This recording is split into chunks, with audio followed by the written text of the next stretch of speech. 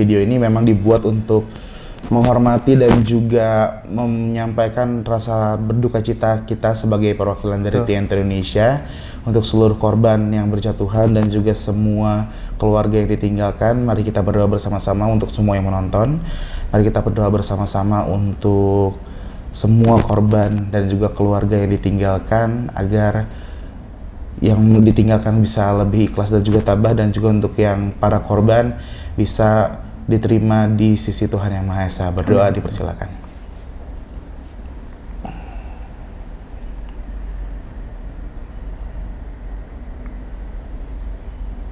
Amin.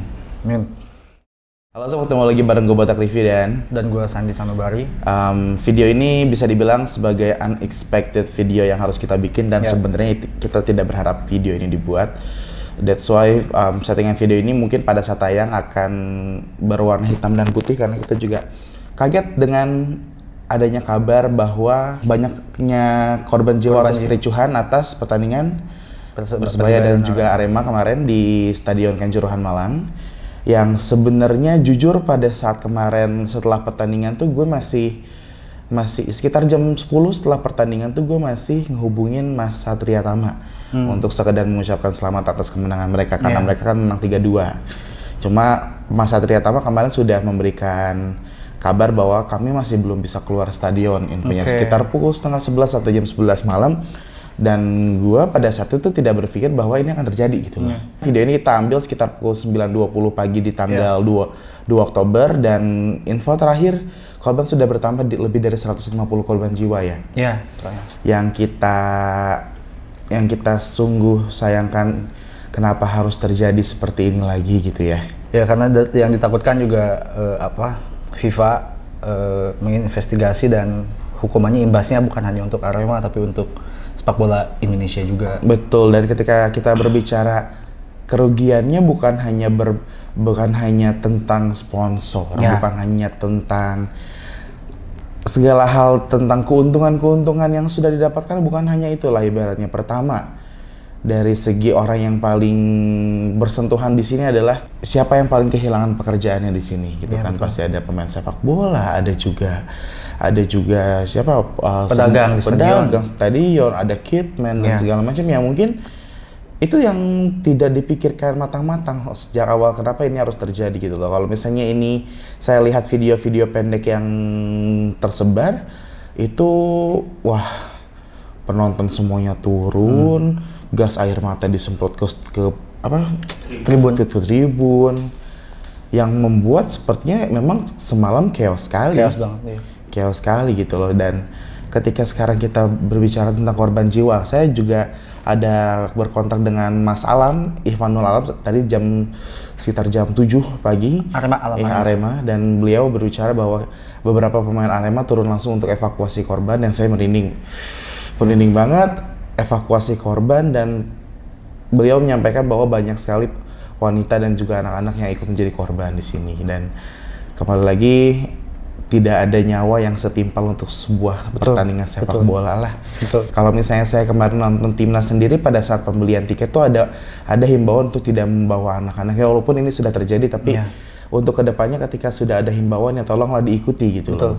Maksudnya segala regulasi yang dibikin ini semata-mata inilah yang ditakutkan sebenarnya gitu loh. Tidak usah membawa anak-anak, tiket harus benar-benar tertib. Regulasi itu dibuat bukan semata-mata hanya untuk mempersulit kok, tapi imbasnya seperti yang sekarang terjadi gitu. Harga tiket mungkin bisa dibeli, tapi nyawa nggak akan pernah bisa dibeli. Dari konferensi pers dari LIB dan juga PSSI bahwa kita sebenarnya saat ini keputusannya diundurnya hanya 1 minggu ya? 1 minggu saja, tapi kita tidak pernah tahu untuk apa yang akan terjadi. Ini juga masih dalam proses evakuasi, korban juga ada banyak yang masih di rumah sakit. Ya kita berharap ini tidak terjadi lagi, walaupun saya melihat kemarin dari tim Persebaya sendiri sudah dibawa menggunakan Barakuda ya? Iya, Barakuda polisi. Sudah dibawa menggunakan Barakuda. Itu pun pada saat Persebaya keluar dari stadion, rusuh banget. Nah itu dia situasinya. Ya memang, jadi sebenarnya di sini tindakan dari kepolisian pun yang menembakkan gas air mata itu sebenarnya melanggar aturan dari FIFA. Aturan dari FIFA itu tidak memperbolehkan pihak keamanan stadion untuk menembakkan gas air mata. Suatu hal yang menarik di sini sebenarnya yang paling ditakutkan justru yang pertandingan Persija ya. Betul. Yang seharusnya dilaksanakannya di hari ini. Tapi memang sebenarnya dari regulasi, dari keputusan memang sudah tidak diperbolehkan ada The Jackmania. Ya.